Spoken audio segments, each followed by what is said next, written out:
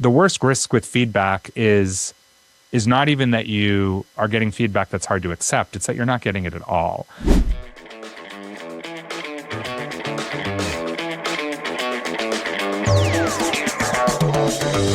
Today, we welcome Jared Goralnick, CEO and co-founder of Your360 AI, where he delivers a product that very much aligns with his own personal perspective on growth, in that we should be intentional about the feedback loops we establish to build true awareness. But whether you're looking at personal development on behalf of yourself or an entire organization, Jared helps us understand how tools that serve our growth are truly effective when they cause the type of reflection that readies us to do more and motivates us to do better.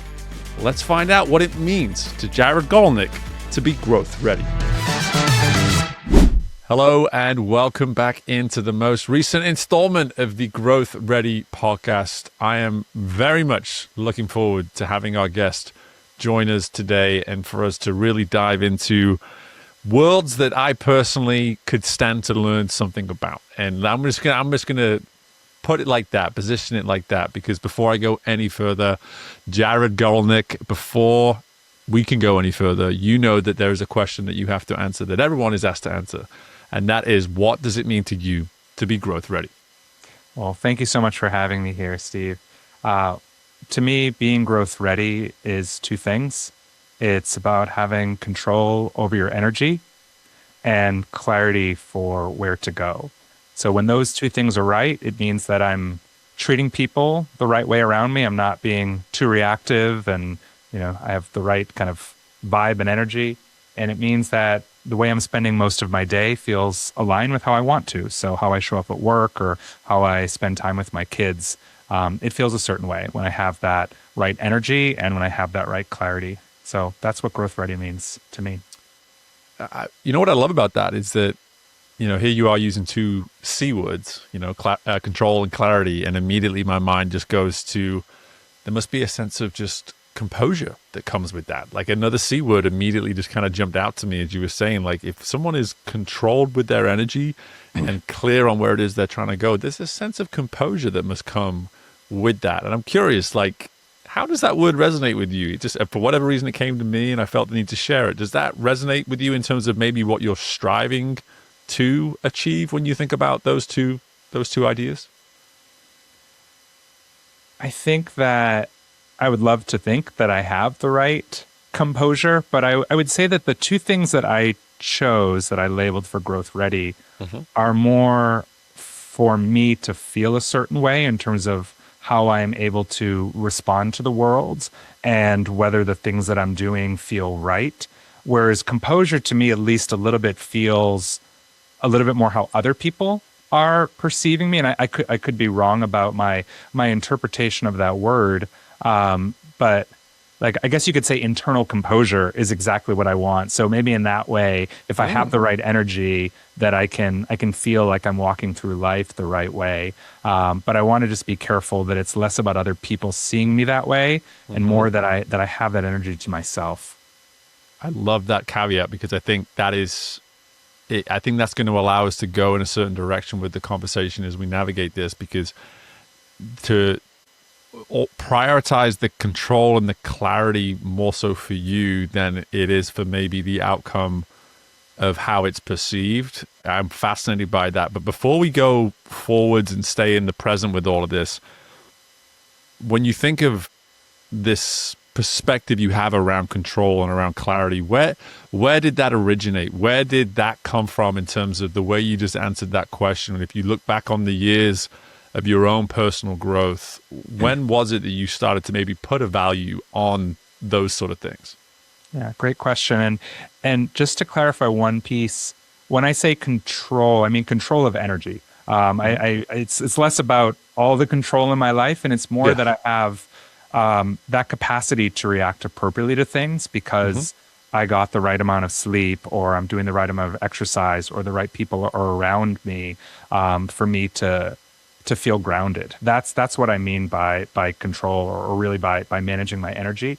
Sure. And that's something that, I've always had kind of a lot of raw energy but in terms of how it plays out over the course of the day, or whether I feel like I'm able to maintain focus. Those are things that I've always worked on. And similarly, I feel like I've always been, I've been lucky enough to, I think I've kind of been sharp, in terms of like academically and with doing the work. But how do you guide that horsepower in terms of its steadiness and it going in the right direction? And that's something that I've always both struggled with and explored in my work. So my first company right out of college, our tagline was, how do you help people to use technology as a vehicle rather than an obstacle to getting things done? And the origin for that is that I knew that technology could either be my biggest distraction or the thing that really multiplied my impact.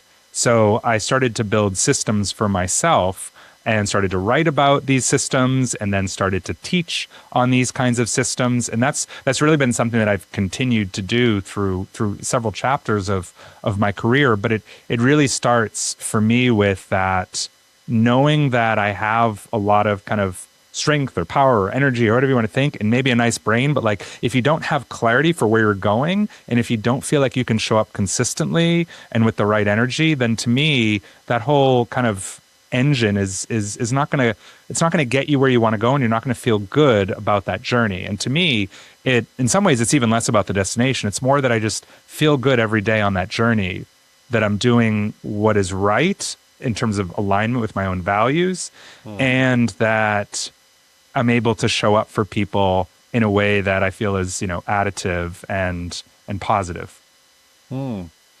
It's interesting that there you were at the beginning emphasizing how so much of what you're doing around this concept of controlling your energy and having clarity around where you go, it's that internal component. It sounds as though through your journey that how you've assessed, let's say, built that awareness, let's say, of how you operate around people and the impact you want to have around people, so almost the result of, has played a pretty resounding influence, has had a resounding influence on just the way you're now prioritizing this work today.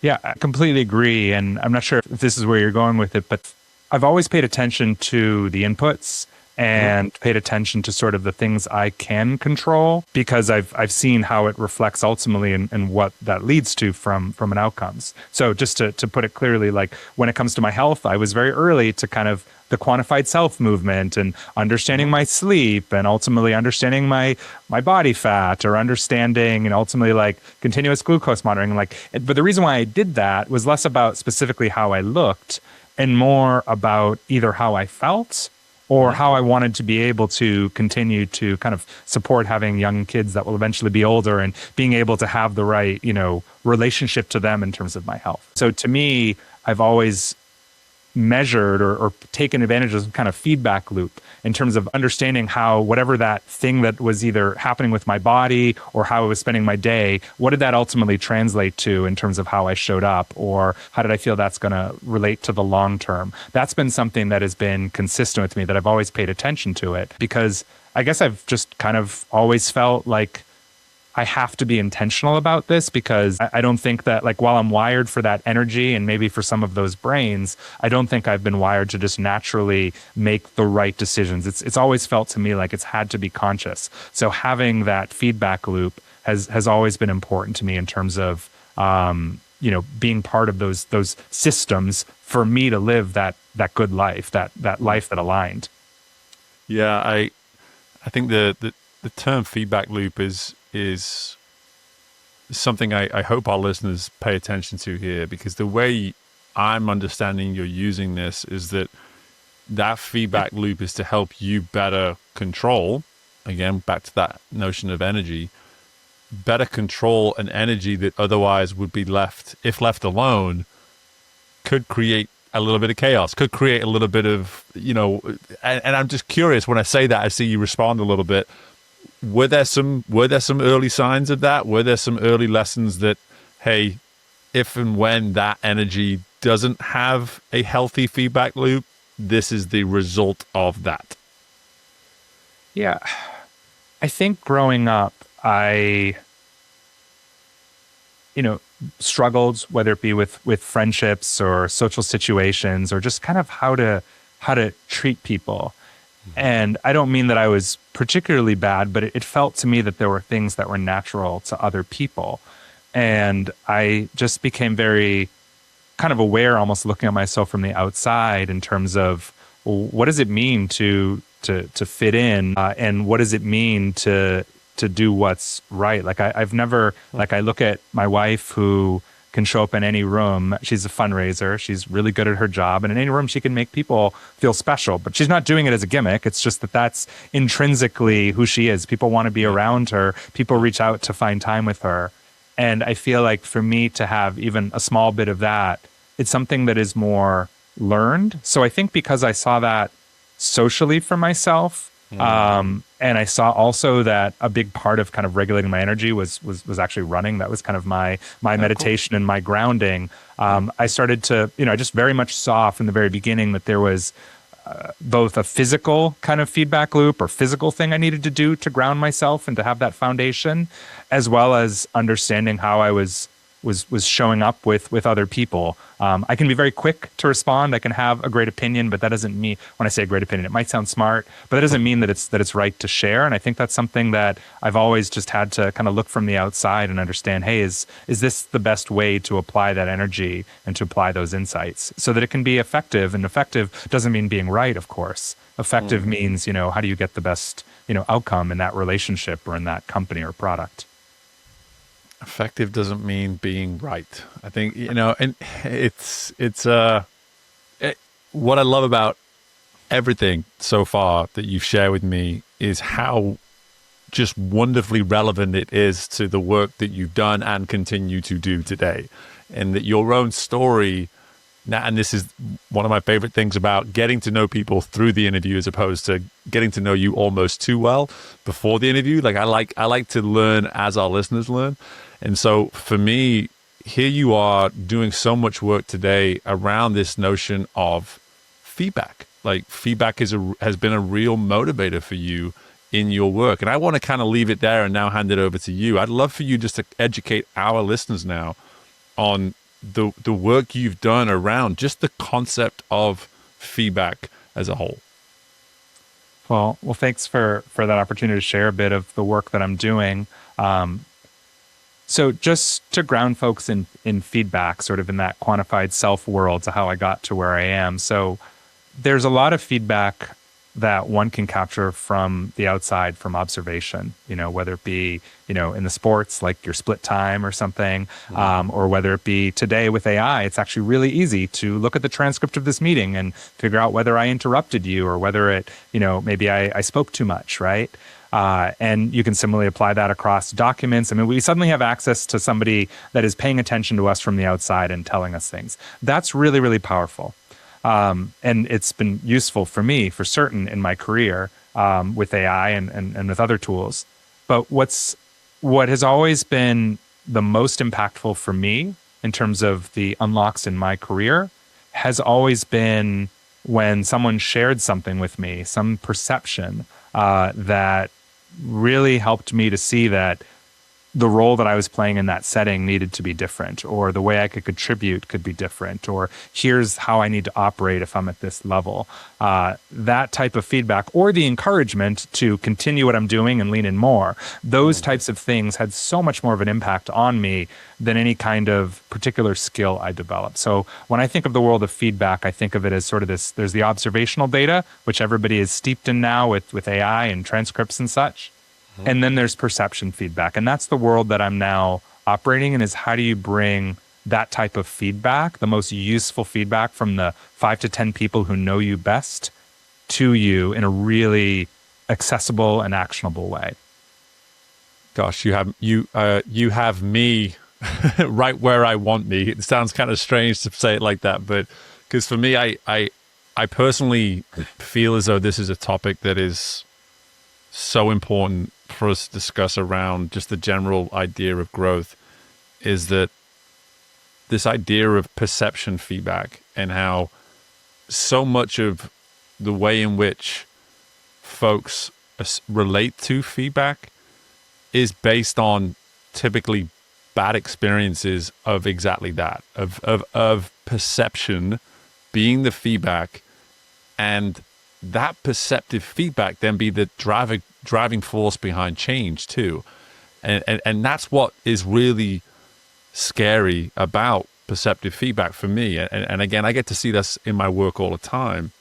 And the need someone has on one side of a room to get across a point that they feel is truth, when the truth is that it is in fact a perception. And so I'm just really now more curious about what your motivation is behind why this is a priority for you in your work. Because for me, like I said, I see such a massive need for this to be better understood, to be better utilized, etc., within the workplace, within life. So what is your motivation, Jared, behind this type of work? Yeah. So stepping back in terms of what my work has been over the years. So that first company I mentioned where I was helping people to use technology as a vehicle rather than an obstacle, that was a training business that I ran for 8 years. And then I've spent the last 10 years or so in big tech at companies like LinkedIn Leading Recruiter, at Upwork on their marketplace, and then a couple of learning and development companies.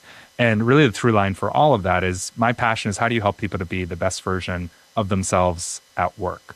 So in their careers, whether it be finding the next opportunity, upskilling, or getting the feedback that can really unlock for you. And when I saw, well, first off, my own person. So that's kind of like, what am I good at? I'm good at building software that helps people to do that. That's my passion. I know the world. I know the tools. I know the people who swim in that world as in HR and so forth. So that's just sort of one of the pillars. I knew I need to be working on that world because I've been doing it for 18 years. The other side of it is that, as I mentioned, I've been touched by feedback that helped me to move from an individual contributor to a group manager and a VP. I've also, unfortunately, even as a VP, been in a position where I've felt in the dark, where the feedback or whatever is being shared to me by my manager does not feel like it aligns at all with what my kind of lived experience from my peers or my partners. And that's the worst. So to me, like you shared the challenge of like perception feedback. Like to me, the worst risk with feedback is not even that you are getting feedback that's hard to accept. It's that you're not getting it at all. It's that being in the dark. And that was particularly challenging for me. So here I am as this person that's been touched by it, that's been able to manage quite large teams and see how kind of you try to create a culture with some of these things, and is in this world of future of work. When I saw what was happening with voice AI and this ability to have real conversations with folks in a way that can do certain things at scale that were never possible before, I thought, well, what if this could be applied to feedback? You as a coach, I'm sure, are familiar with interview-based 360s, this idea of actually interviewing the people that someone works with, and how that's by far the best way to really understand in a personalized way your particular client's areas of opportunity and the things they need to lean into and the things they want to double down on and the things they might need to delegate, et cetera. But that unfortunately is a prospect that's often tens of thousands of dollars for people. And we wanted to find a way to democratize that, to bring it to many more people, whether it be that people that are your clients just get an interview method when they might have used a survey, or whether it be that people that never get to afford an executive coach, that they can also have access to this kind of information. So this very much aligned with my mission. And when I saw technology could change the access to it, I really wanted to lean into it. So help folks understand how they are operating, I suppose, in a state of perceptive feedback. I think that in itself could be something good just for folks to maybe better understand and create that awareness, if you will. Sure. And I think, just to make sure I clarify, so but is it helpful if I share a little bit about where I think some of the challenges are right now in terms of capturing, delivering, working through feedback? Because I think that's the lived experience of people right now. Very much. So feedback ultimately starts by somebody having a door open to being able to share. So if there isn't either a culture or a routine, like a process, like an annual review or whatever, if there isn't some door, then for starters, nobody's going to share, right? Even your manager sometimes will struggle to include it in a one-on-one, right? Like it's just hard. So the first thing is you need a door, an opportunity for people to share. And then the second thing is you need to be able to know what to share. So, it's at the surface level, somebody might say someone needs to improve their communication, right? Or they might say someone needs to be more strategic. But what does that really mean? What is the situation where that applied? What is the particular, behavior that you saw exhibited? What was the impact on the team or on that person, whether it be for their career or whether it be for how others, felt about it? So it's really hard to figure out, even when you have the opportunity, what to share first off, and then how to share it so that it becomes useful for that person. So that's kind of the first part, which is the feedback giver having the permission and understanding how to share what that useful thing is. Then on the second side, you have the receiving, right? And this is a combination of how can that feedback be delivered in such a way where someone is ready to hear it, where the feedback is constructive and they understand the intentions behind it are good.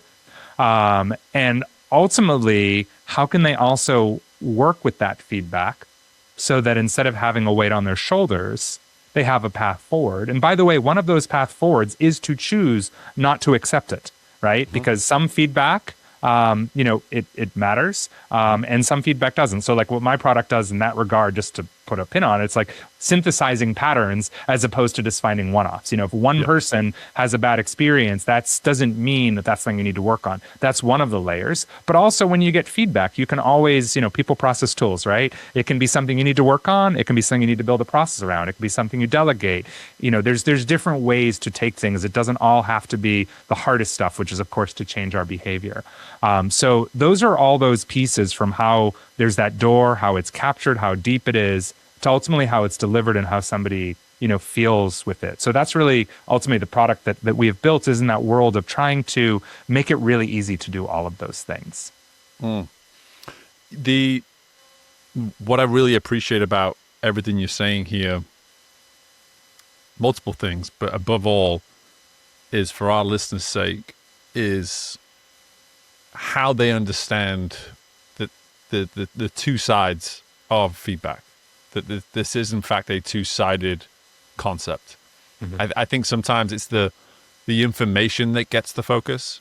And interestingly, what I find here is that what you just described, the information, it's part of it, but really it's the party who's delivering and it's the party who's receiving that we need to be spending more time focused on, as opposed to simply considering what that information was. However, your point around the information being of use to the individual, that's the part, in my experience, we get tragically wrong so often. It is the person either isn't equipped or capable of delivering feedback effectively, and we're not giving the person who's receiving the feedback then the best opportunity to say, yeah, I get it. This makes sense. I now know what I can do with this because this is useful for the person. And so, more so from your experience now, what is it you see and what is it you have seen in your world where when you see feedback done correctly, what is it about that individual? What have they done? What have they developed about themselves to be able to take what could be a perception, it could be fact, but to take a piece of information and know how to actually deliver that information in a way to where the person can say, yes, this was in fact useful for me? What I'm seeing is, if they have an opportunity to work through the feedback in a way where they feel safe, in other words, where it isn't related to their compensation, their promotion, their placement, and if they have someone that's able to help them to reflect on things, and in particular the strengths. We have so much when we think about feedback that we're thinking of maybe at best constructive criticism. But the reality is it's actually a lot of the awareness of the things that we do well that are so important for us to hear, and not just hear, but to process. So to me, effective sort of feedback receiving is that ability to take both the good with the bad, maybe that's not the right way to put it, but to take their strengths and to take them seriously along with their growth areas, and to actually reflect on it and think through it. Because as with most things in life, I find that are complex, the first cursory glance at something, it's not going to hit home. You need to really process it. So we don't get a lot of feedback. And when we do, we're not always in a position to it's just not a natural thing, I guess is how I would put it. We're more used to hierarchical worlds where we just leave things unsaid. But we need to pause when we work through feedback. We actually need to reflect on it. And again, that requires the safety.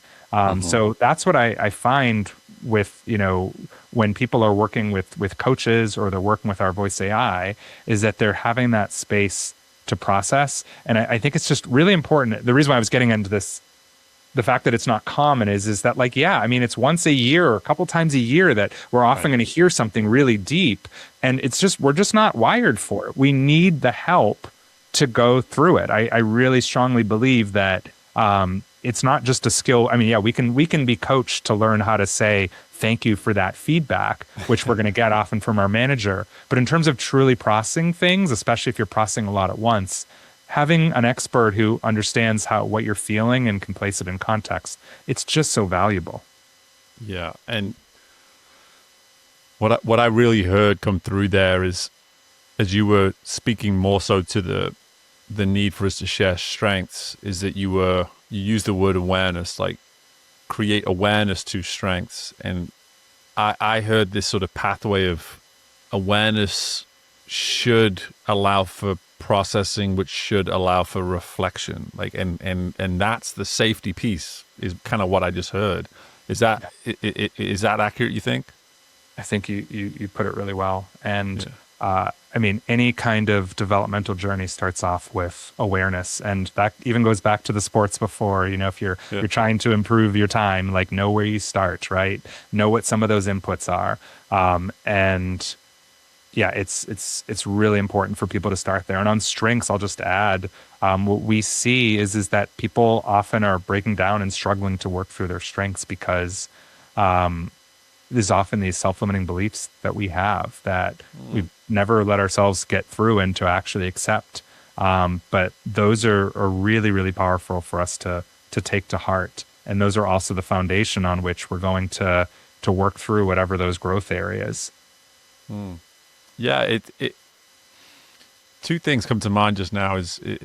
Firstly, to work through a strength, to actually use, to incentivize someone, or not incentivize, the wrong word, but to this is my second point, the awareness piece. It's the point I was going to go on and make was, anyone listening to this, when you think about, as you said before, we can be guilty of, hey, I want some feedback, give me some constructive criticism. I'm hearing you almost encourage folks to say, where can you find someone who's going to help you become more aware?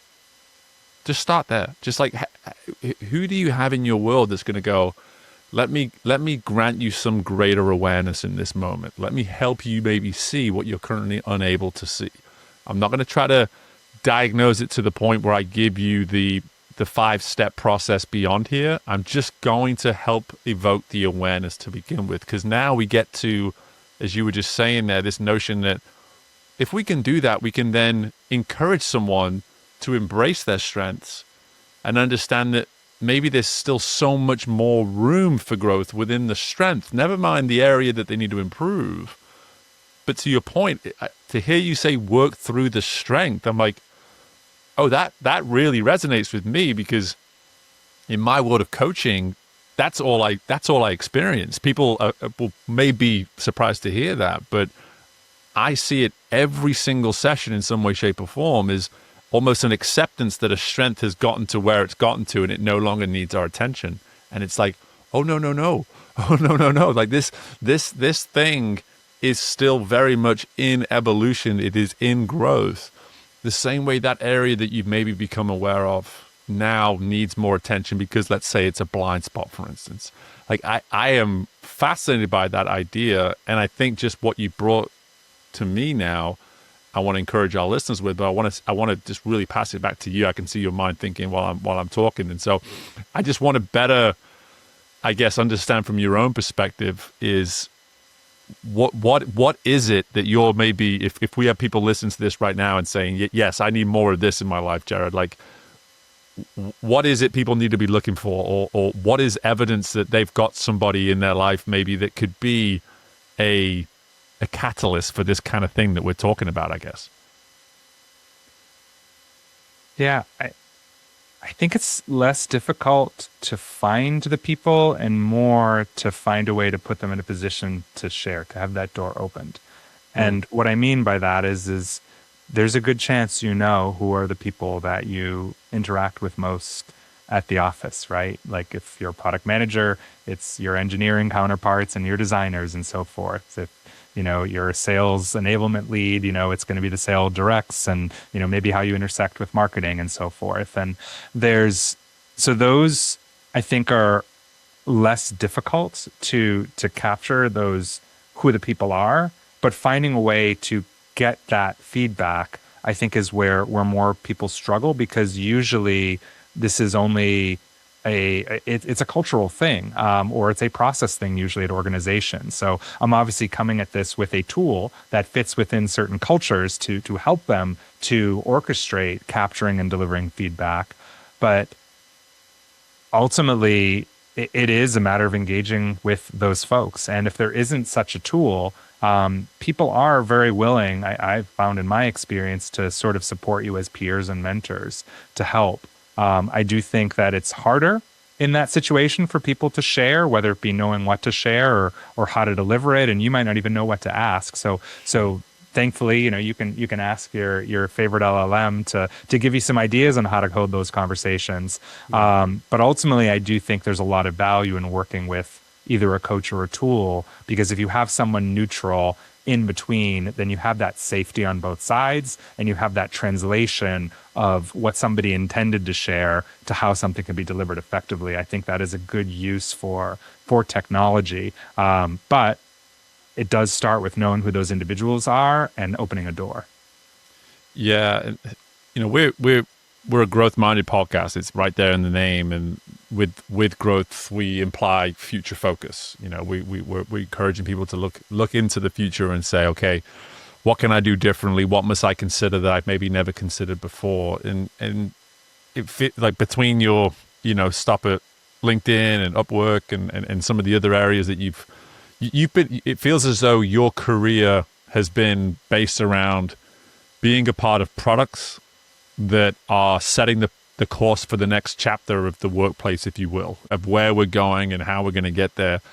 I'm just curious now, just to learn more specific to you, like, what is it about that work that you've always gravitated towards? Why is it that you seem to have been, there's a central theme throughout your career that, whether it be LinkedIn Recruiter or whatever it might be, like, that you always seem to be part of a product that was setting the course for where we were going?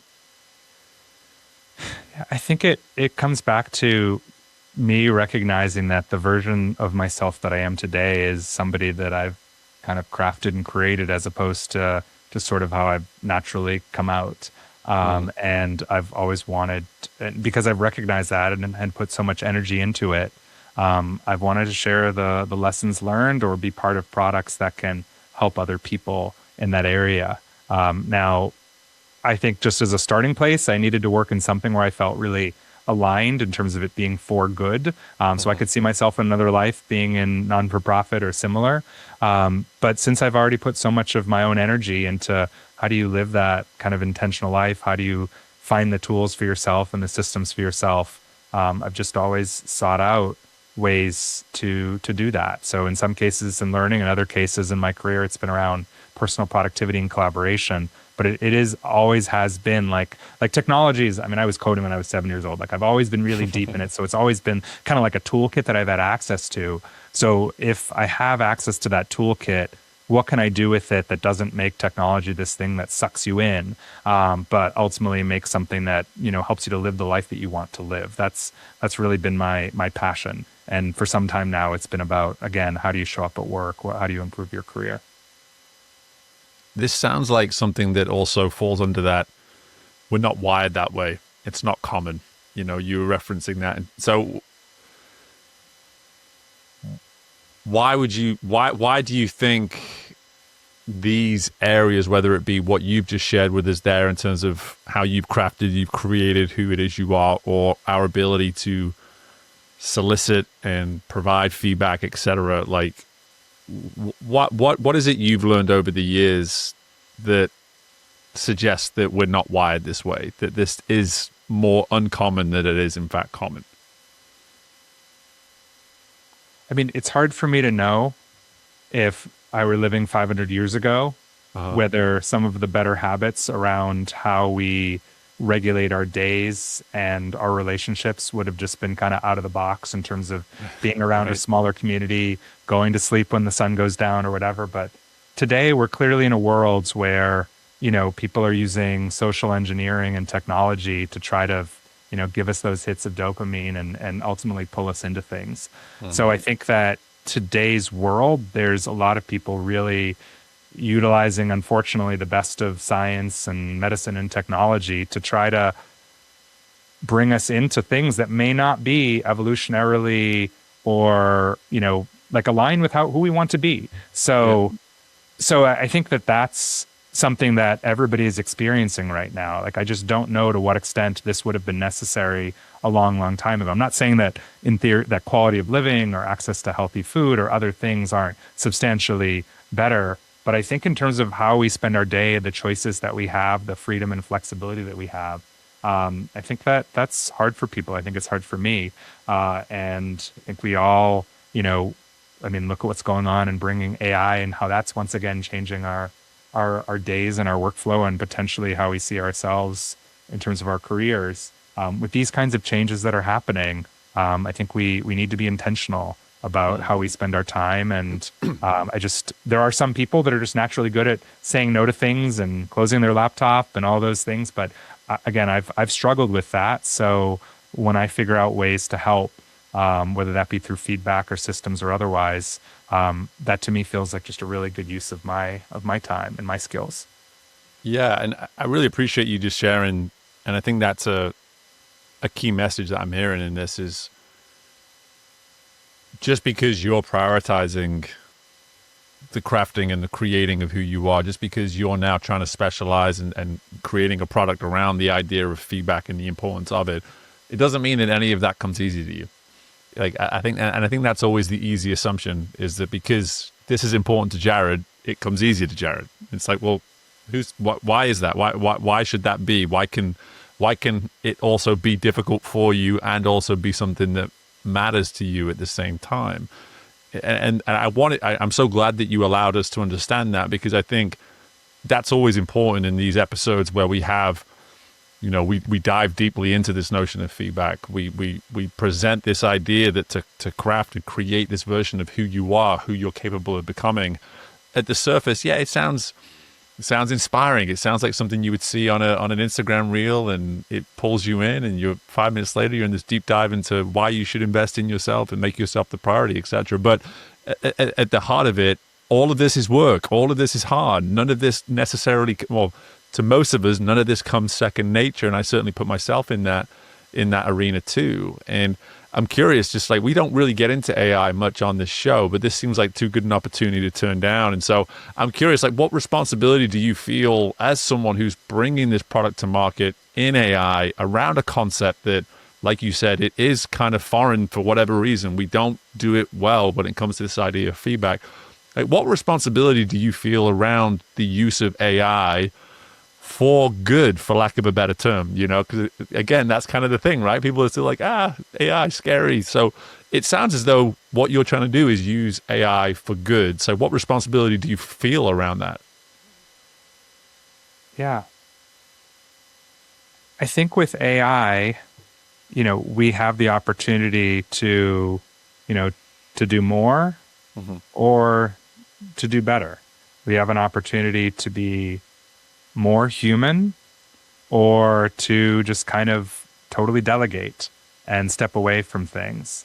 And I believe it's certainly my responsibility, maybe not everyone's, but to how do we lean into to that human and into that better, as opposed to just more and stepping away from it. So to me, I'm building a tool. My team is building a tool, to be clear, that is focused on how do you understand how you can operate more effectively as a human?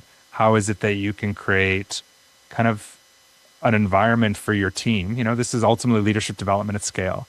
And how do you create an environment for your team where they can feel like they're doing their best work? How can you create an environment where you can create success for your company and your employees and your customers? To me, feedback is just such a critical ingredient to that. And for 30, 40, 50 years, there's been methods for doing that that unfortunately take a long time and cost a lot of money and are only available to the top 0.1% in terms of interview 360s. Yeah. And when AI is used to democratize something that is only for the few, but is very valuable, then to me, that is the best use case of it. And that's why people are really happy that they can be creative now in ways that they couldn't before, or they can learn things that they could never learn before.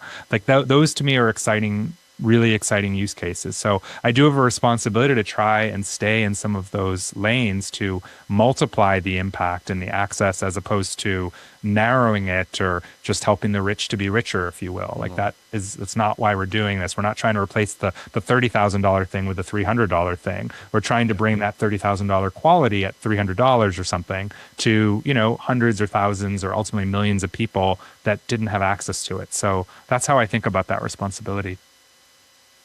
I love the answer, and more importantly, I think the answer relates to so much else that we've talked about, whether it be feedback, whether it be personal development, any and every effort that you're doing, or any and every investment that you're making. How can you ensure that it's either doing more or it's helping you get better? You know, and bringing everything back to the human. It's such a relatable answer in such a variety of areas, but it's encouraging to hear it applied within this world of AI. And frankly, from my perspective, and selfishly from my perspective as a coach, I've used 360s with clients once or twice for the very reasons that you're alluding to around price. And the fact is that I'm proud to say that when we use and have used 360s, we've used it to simply evoke awareness on the person who has been provided the feedback. And then it's up to that person to decide what they want to do with it. That's part of the integrity piece I find around feedback.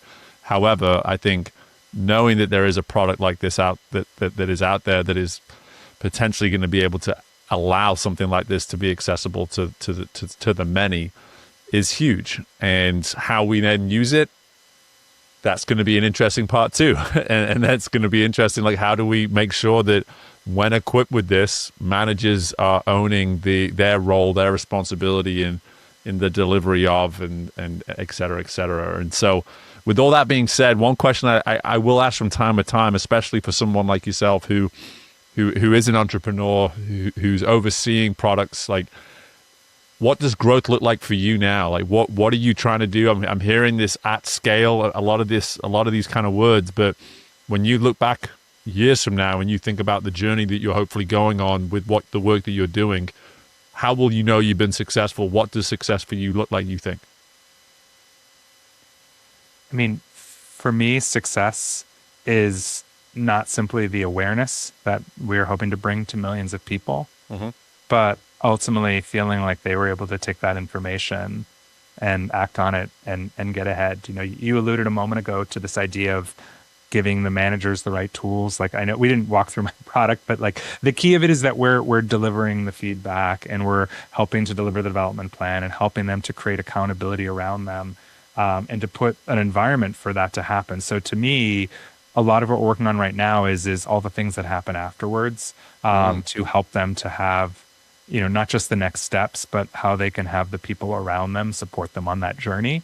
And when I want to look back on in several years is that not millions of people went through the process, but that millions of people can, you know, definitively say, and we'll have data to support it, that that they were able to, the term behavior change is a bit loaded, but to be able to say that the things that they wanted to work on, that they were able to successfully work on, and that their team felt that it was valuable for them in the end. If that's happening, then I'm supporting not just them in their development, but also them economically, because their organizations are being more successful as well. So that's really what I'd like.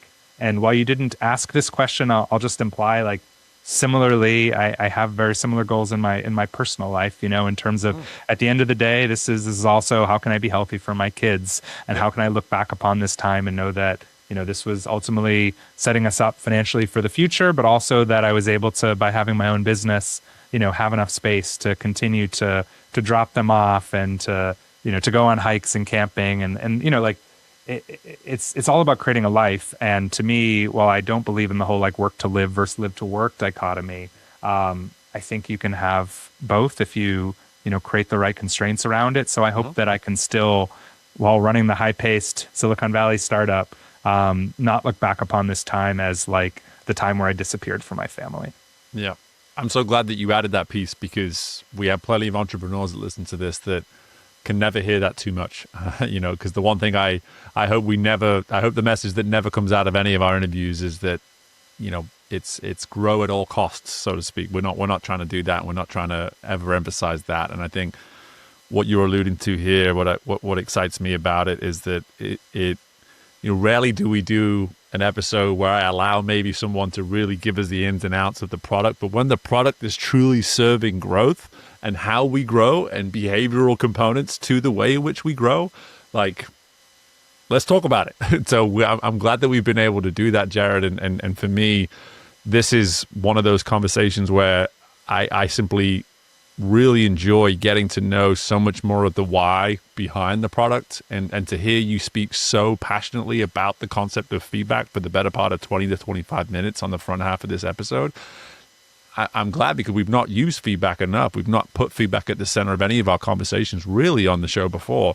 So one, that's great. But two, I hope it helps people understand that when you are bringing a product of some sort, and whether it's a product, whether it's a job that you're doing, a role that you play, that if you can anchor all of that in a really clear why and reason, so much of the work that you're doing clearly is rooted in that passion and that purpose, and we're always going to be on the right path if we're doing that. So it comes all the way back to the way you answered the question initially, man. Like, it sounds like you have great control of it. You have your energy, you have clarity around where it is you're trying to go. And with all that being said, before I let you go, I would love for you to share just more information about where we can learn more, either about you and, of course, the products itself. Well, thank you so much for asking. And it's been a pleasure to be with you as well, Steve. You can find more about us at your360.ai, your360.ai. And you can find me on LinkedIn. You can just look me up there. I'm LinkedIn / ultimately Goralnick. So you're going to have to look that up in the show notes, but would be happy to connect. That's where I share. But really, again, appreciate the opportunity. Yeah, and I didn't ask how to pronounce your last name before we started, and I think I got it. Just the way you said it there. I was like, I'll have to go back and listen, but I may have got it. So amazing. Yeah. A first. Awesome. Jared, again, appreciate the time. Thank you so much. And just best of luck with everything moving forward, brother. Really appreciate it. You too, brother.